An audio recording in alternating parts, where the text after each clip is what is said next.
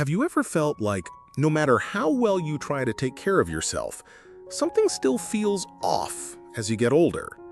Maybe it's your memory, maybe it's your heart, or maybe it's that lingering fear, the one you don't often say out loud, the fear of a sudden diagnosis. Now let me tell you something I've learned for more than 40 years of treating the human brain, body, and heart. Most people believe that disease is something that just happens, that memory loss, heart attacks, or even cancer are tied to age, genes, or just bad luck. But that's only part of the story. Because what if I told you that up to 90% of these chronic illnesses can be prevented, yes, even reversed, by building just one small daily habit? And what if I told you you've actually been doing this habit every day of your life, but you've likely been doing it wrong?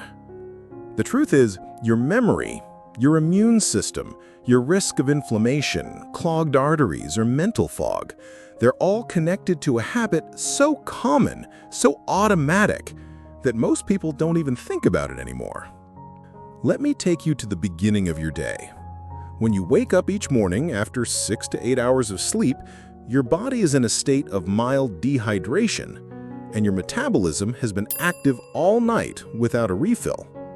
That's why so many people over 60 feel groggy in the morning. They forget where they put their keys. They can't recall a name right away. They feel foggy before coffee. These aren't just senior moments. These are signals. Your body asking for help, asking to be rehydrated, recharged, and supported. And if we keep ignoring these signs day after day, we set the stage for something far more serious that could erase up to 90% of these issues. Drink 1 to 2 large glasses of clean, room temperature water immediately after you wake up. It's a morning signal to your heart, your brain, and your blood vessels. We're ready for the day. What happens when you do this? You instantly lower the viscosity of your blood. Your heart doesn't have to strain. Your brain gets oxygen-rich circulation. You reduce your risk of morning heart attacks, which are more common in people over 60 due to thickened blood after sleep. And you wake up your nervous system without relying on caffeine. This habit also supports detoxification. It gives your liver and kidneys the hydration they need to flush out waste products that have built up overnight. It lowers your risk of kidney stones, urinary tract infections, and improves your body's cellular function.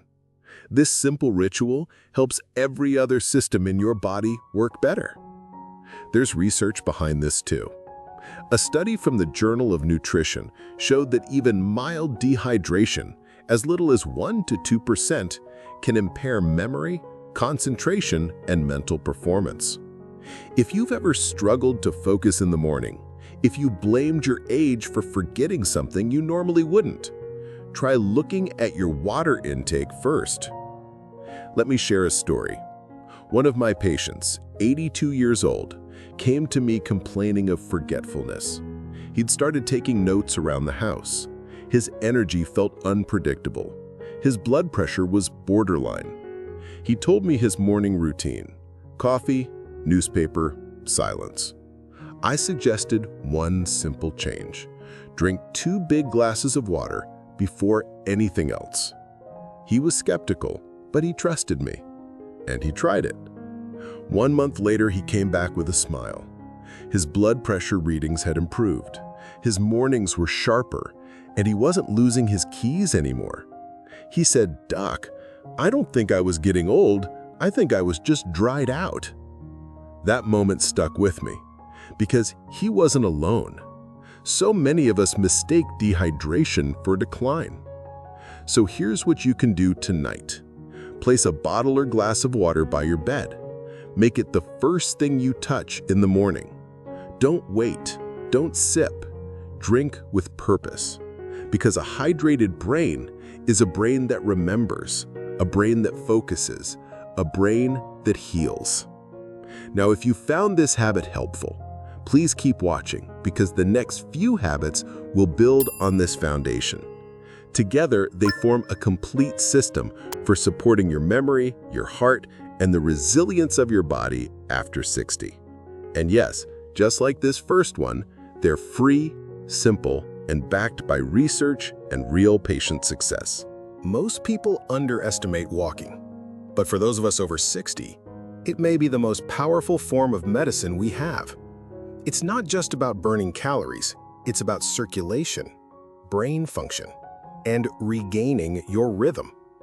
When you walk, especially outdoors, you bring your body back into motion with the world around you. Here's what happens during that walk. Your heart rate increases gently. You pump oxygen-rich blood through your arteries. Your tissues get nourished.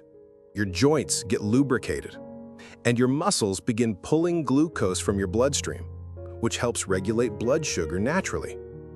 The American Diabetes Association confirms that daily walking can reduce the risk of type 2 diabetes by up to 30% in at-risk adults. That's a major number, and it doesn't require a prescription. And now let's talk about your brain, because walking doesn't just strengthen your legs, it strengthens your memory. A 2018 study published in the Journal of Neurology found something remarkable. Older adults who walk briskly every day actually experience increased volume in the hippocampus. That's the region of your brain responsible for learning and memory. Let that sink in for a moment. Walking, a simple daily act, can actually help your brain grow stronger. So if you've been forgetting names lately, or walking into a room and wondering why you're there, know this: your brain still wants to work for you. It just needs circulation. It needs oxygen. It needs motion. Walking gives it all of that gently, safely, naturally. But that's not all. Consistent walking has been linked to a reduced risk of many types of cancer, including colon, breast, and endometrial cancers. How? Because it helps regulate hormones, it boosts immune surveillance, and it calms systemic inflammation, which is one of the root causes of most chronic illnesses after 60. These benefits aren't theory. They're observed in real people, in real bodies, people like you. And now let's talk about how to make this work for you. To get the full benefit, your walk should be purposeful, not just a shuffle around the kitchen. Aim for a pace that gets your heart rate up a little, not gasping, just slightly out of breath. Let your arms swing naturally. Feel your body move together. If possible, walk outdoors. Natural light helps reset your body clock. Fresh air lifts your mood, and even 10 minutes of sunlight can help regulate sleep, energy, and immune response. Let me tell you about someone special. A 76-year-old woman came to me last year. She had high cholesterol, poor sleep, and had started forgetting small things. She told me she didn't want to lose her independence. She was scared, but willing. I told her, start with 5 minutes. That's it. No pressure. She walked around her block each morning, just once, then twice. She gradually worked up to 20 minutes a day. 6 months later, her cholesterol had improved, she was sleeping through the night, and she said the fog had lifted. She told me, I feel like I got a little part of myself back. She even went back to doing crossword puzzles, something she'd stopped for over a year. And you know what else she noticed? Walking made her feel proud again. She was doing something for herself, on her own terms. That's what I want for you. Not perfection, just a little more confidence each day. The truth is, walking helps us reclaim something that many people feel they've lost as they age: momentum. And momentum is life. So, here's my gentle suggestion. Put your walking shoes by the door tonight. Set a goal for tomorrow, just 5 or 10 minutes. Let your body wake up again. Let your heart pump. Let your lungs fill with clean air. And with every step, remind yourself, you're still in charge. Now let me share with you something that might surprise you, because your next habit for protecting your memory, your heart, and your health takes no equipment, no medication, and just 5 to 10 quiet minutes a day. I'm talking about intentional diaphragmatic breathing, or as I often call it with my patients, breathing with purpose. This simple habit is deeply powerful. It doesn't just help you relax, it creates real, measurable changes in your body. It reduces stress, calms inflammation, lowers blood pressure, improves memory, and strengthens your immune response. All of that by giving your nervous system something it rarely gets these days, a signal of safety. You see, most of us live in a constant state of low-grade stress. Deadlines, bad news, health worries, even just the sound of your phone buzzing over and over. All of this keeps your body in fight or flight mode. It raises your cortisol levels. It keeps your heart rate elevated, and it blocks healing. Over time, this creates damage at the cellular level. And for people over 60, that chronic stress becomes one of the biggest threats to your brain, your heart, and your memory. But your body already knows how to reverse that process. It just needs permission. And your breath is the key. When you breathe slowly and deeply, using your diaphragm, not your chest, you activate something called the parasympathetic nervous system. This is your rest and digest mode. It tells your heart to slow down. It tells your body that it's safe. It tells your brain that it can now heal. There's research behind this too. A 2020 study published in Frontiers in Physiology found that diaphragmatic breathing improves heart rate variability. That's a key marker of heart health and resilience. The higher your variability, the better your heart can adapt to stress. It's not just about feeling calm. It's about becoming more resilient at every level, physically and mentally. And there's more. This style of breathing stimulates the vagus nerve, one of the most important nerves in your body. When you stimulate the vagus nerve, you support healthy digestion, balanced blood pressure, restful sleep, emotional regulation, and a stronger immune response. This is why I recommend this habit to patients dealing with anxiety, high blood pressure, brain fog, or insomnia. And it works. Let me tell you about one of those patients. An 82-year-old widower, quiet, thoughtful. He'd been struggling with high blood pressure for years, and he told me, "Doc, I just feel tense all the time." He wasn't interested in meditation, but he agreed to try something simple. 10 minutes of diaphragmatic breathing each morning. He would sit by his window, place one hand on his belly, and breathe slowly in through his nose and then out through his mouth. He did this for 5 minutes at first. If your mind wanders, that's okay. Just bring your focus back to the breath. You can do this once in the morning or once before bed. You don't need music. You don't need to clear your mind. You just need to breathe with intention and let your nervous system do the rest. Over time, this one habit will build a deeper sense of calm that follows you throughout the day. You'll feel less reactive, more present, and more in tune with what your body needs. So tonight, I invite you to do something gentle for yourself. Just sit, breathe, listen to your own body. Because healing doesn't always come from doing more. Sometimes it comes from doing less on purpose. Now, let me share something a bit unexpected. Something that might surprise you at first.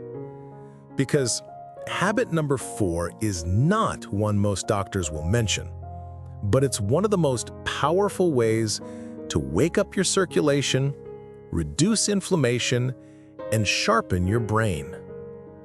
I'm talking about cold exposure. Now, before you say, "That's not for me," let me be clear. I'm not asking you to jump into a frozen lake. You don't need to take an ice bath. You don't even have to be uncomfortable for very long. All I'm suggesting is this. Add short, intentional moments of cold into your daily routine. That could be finishing your morning shower with 15 to 30 seconds of cool water, splashing cold tap water on your face and neck, or dipping your hands or feet in cold water for a few minutes. These gentle cold exposures may seem small, but inside your body, something powerful happens. You see, when your skin touches cold water, your body triggers a controlled stress response.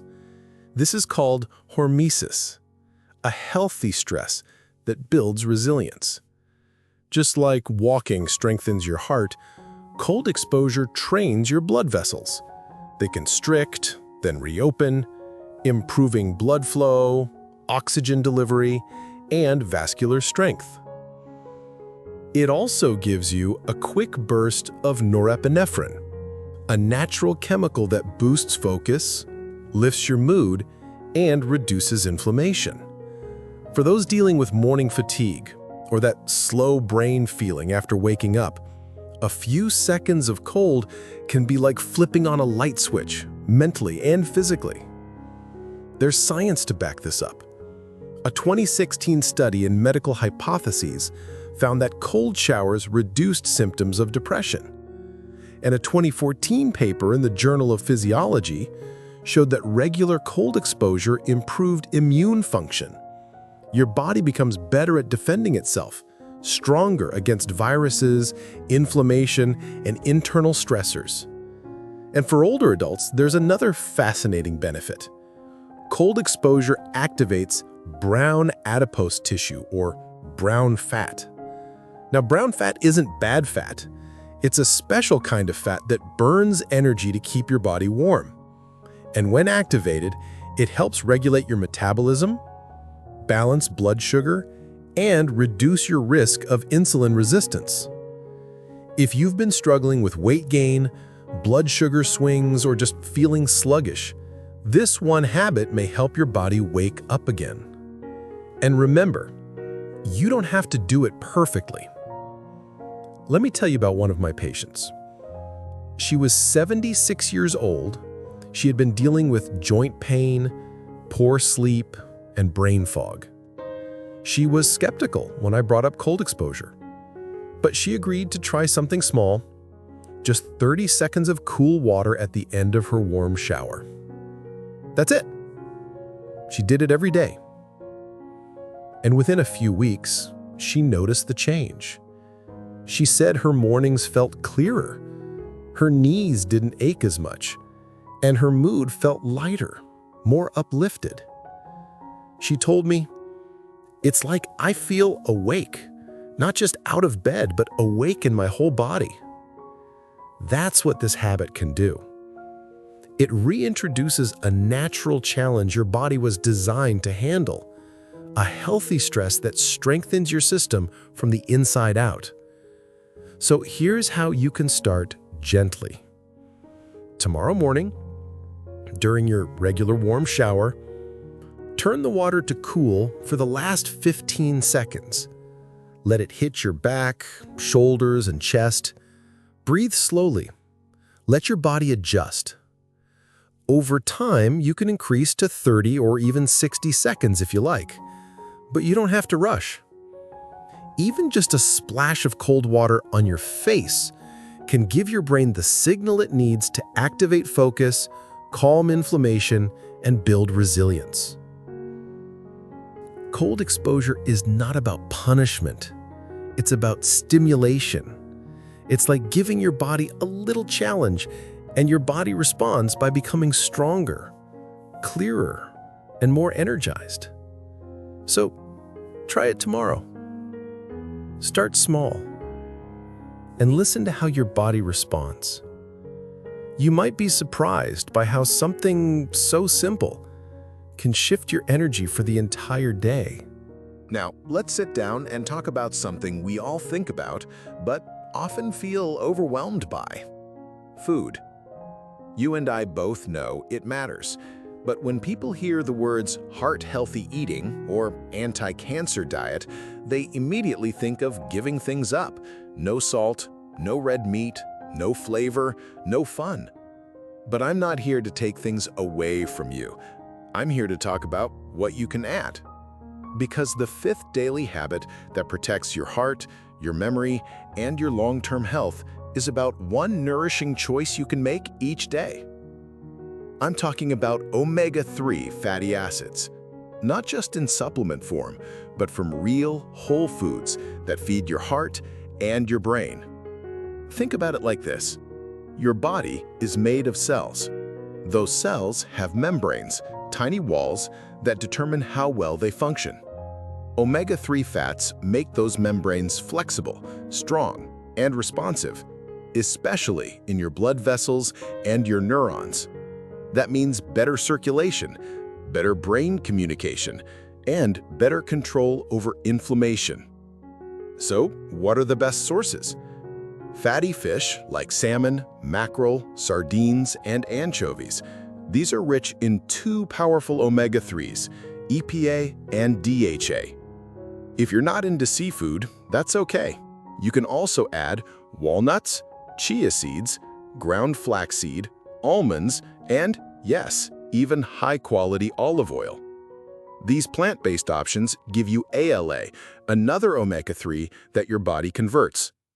You don't have to eat them all, you just have to choose one, consistently. Now, let's talk about what these good fats actually do for you. First, they reduce inflammation in your arteries. That means less plaque buildup and a lower chance of having a heart attack or stroke after 65. Second, they support the endothelium, the delicate lining of your blood vessels, helping it stay soft, flexible, and able to expand when needed. That's vital for blood pressure control and for protecting against sudden cardiac events. And let's not forget about the brain. Your brain is more than 60% fat, and a big part of that fat, omega-3s. They help maintain synaptic plasticity, the ability of your brain cells to talk to one another, to form new memories, and to stay sharp, focused, and creative. That's why low omega-3 levels have been linked to depression, cognitive decline, and even dementia. And that's why every bite of salmon, every sprinkle of chia seeds is more than just a food choice. It's a message to your brain, I want to stay clear, I want to stay sharp. Let me tell you about one of my longtime patients, a 72-year-old man. He came to me concerned about his family history of heart disease. His father and uncle had both suffered heart attacks in their late 60s. He said, "Doc, I don't want to be next." I didn't put him on a restrictive diet. Instead, I told him to start adding one heart-healthy fat each day. So he began by eating a small serving of almonds as his mid-morning snack. That's it. No complicated rules, just a consistent addition. And within a few months, his cholesterol profile had improved, especially his triglycerides and LDL. But more than that, he felt better. His energy was more stable. He felt mentally sharper in the afternoons. And he told me, "I don't miss the junk. I feel like I've got something better now." That's what I want for you. No guilt, no confusion, no pressure. Just small, nourishing steps forward. So, what can you do starting tomorrow? Here are a few simple ideas. Add a handful of walnuts to your breakfast oatmeal twice a week. Make a simple salmon salad sandwich for lunch twice a week. Sprinkle chia seeds into your yogurt or smoothie. Swap out canola or vegetable oil for extra virgin olive oil when cooking. Remember, it's not about perfection, it's about consistency. Even 2 or 3 servings of omega-3 rich foods each week can have a measurable impact on your long-term health. Food doesn't have to be the enemy. In fact, the right foods, eaten with purpose, can be one of your greatest allies. So go ahead, make your plate a little more colorful, a little more intentional, a little more nourishing, because every meal is an opportunity to support your brain, your heart, and your future. Now, let's talk about something simple, but often overlooked: something that almost everyone struggles with, especially after the age of 60. I'm talking about sleep. More specifically, your sleep-wake schedule. Because habit number 6, your final daily habit, may be the one that holds everything else together. Most people believe poor sleep is just part of aging. They think it's normal to wake up multiple times a night or to feel groggy no matter how early they go to bed. But let me tell you something clearly. That's not aging. That's a disrupted circadian rhythm. And the good news? You can restore it. Not with sleeping pills, not with special supplements, but by simply going to bed and waking up at the same time every day. Yes, even on weekends. This habit is what I call a keystone habit, because when you fix your sleep rhythm, you improve nearly every system in your body. Your hormones become more balanced, your digestion improves, your immune system becomes stronger, and your brain gets the time it needs to clean itself. That's right, your brain has a cleaning system. It's called the glymphatic system, and it works best during deep sleep, removing waste proteins like beta amyloid, which are linked to Alzheimer's and other forms of dementia. But when your sleep is inconsistent, or when you stay up too late staring at screens, that system can't do its job. Instead of clearing away toxins, they accumulate. And over time, that buildup contributes to memory loss, confusion, and even mood changes. But it doesn't have to be this way, because every night you have a new chance to reset your body, to heal, to restore. A 2021 study published in Sleep Medicine Reviews found that people with irregular sleep patterns had a higher risk of heart disease, diabetes, obesity, and cognitive decline. Meanwhile, those with consistent sleep and wake times had better attention, better memory, and better cardiovascular health. This habit may not be flashy, but it's foundational. It supports every other healthy change you're trying to make after 60. Let me share a story with you. A 78-year-old woman came to see me a few years ago. She was a widow. She had trouble falling asleep and waking up at different times every day. She told me, "Doctor, I never feel rested." She had tried teas, pills, even white noise machines. Nothing worked. So we made one change: a fixed bedtime and wake-up time, 10 p.m. and 6 a.m. every day, no exceptions. The first week was hard. She felt restless, but I told her to trust her body. It was learning. By the third week, she stopped needing an alarm. Her energy returned. She wasn't dozing off during the day anymore. Even her joint pain started easing up. She told me something I'll never forget. "It's like my body finally knows what to do again." That's the power of rhythm. Your body thrives on it. So how do you begin? Start by choosing a bedtime that allows you to get 7 to 8 hours of sleep. Stick to it even if you didn't sleep well the night before, even if it's the weekend. Turn off screens at least an hour before bed, avoid caffeine in the evening, and eat your last meal at least 2 to 3 hours before sleep. You can create a gentle wind-down ritual too. Some of my patients read, others listen to soft music, some do a little breathing, like we talked about earlier. This isn't about strict rules. It's about teaching your body when to rest and when to rise. Because once your body knows what to expect, it rewards you with deeper sleep, brighter mornings, clearer thoughts, and better healing. So tonight, I invite you to give your body the gift of rhythm.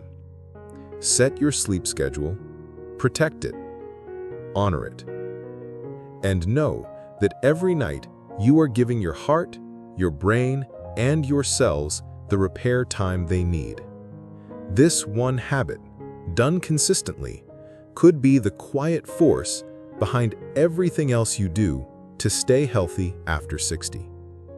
So, my friend, we've been through a lot together today. You've listened, you've reflected, and now you have something that many people your age are still looking for: a clear, gentle path forward. 6 simple habits, each one within your reach. Each one designed to protect your heart, sharpen your memory, and help you feel more like you again. Now, let's take a moment to remember them. Habit 1. Drink 1 to 2 large glasses of water right when you wake up, before coffee, before breakfast. Hydrate your brain, your blood, and your heart. Habit 2. Take a brisk walk daily, just 15 to 30 minutes, to boost circulation, balance your blood sugar, and even grow your memory center. Habit 3. Practice intentional diaphragmatic breathing, 5 to 10 quiet minutes, to reset your nervous system, lower blood pressure, and calm your thoughts. Habit 4. Add a little cold exposure each morning, just 15 to 30 seconds, to wake up your blood vessels, reduce inflammation, and activate resilience. Habit 5. Nourish yourself with omega-3 rich foods, a few servings of salmon, walnuts, or chia seeds each week, to protect your heart and keep your mind clear. Habit 6. Keep a consistent sleep-wake schedule. Same bedtime, same wake-up time every day, to support memory, hormone balance, and deep healing. Now, I want to leave you with this. Don't be overwhelmed. You don't need to do them all at once. You don't need to be perfect. Start small, maybe with just that glass of water tomorrow morning, or a walk around the block. Let one habit support the next. Let your body and brain feel the shift, slowly, gently, but surely. And remember, you are not a passive victim of time. You are not at the mercy of your age, your genes, or your past. You are still the captain of your own ship. Every day, with each small choice, you are steering your life towards clarity, strength, and peace. You deserve to feel focused. You deserve to feel light. You deserve to feel free.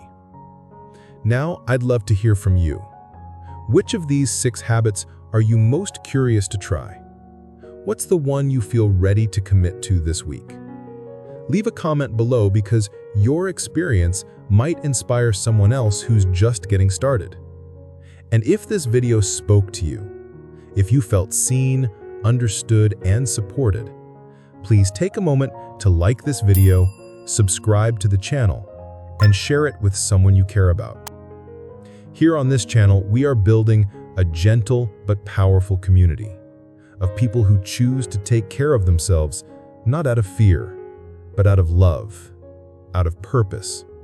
And every like, every share, every comment tells us that these messages are reaching the people who need them most. It gives us the strength to keep creating content that supports your journey to live longer, stronger, and with clarity. Thank you, sincerely, for spending this time with me today.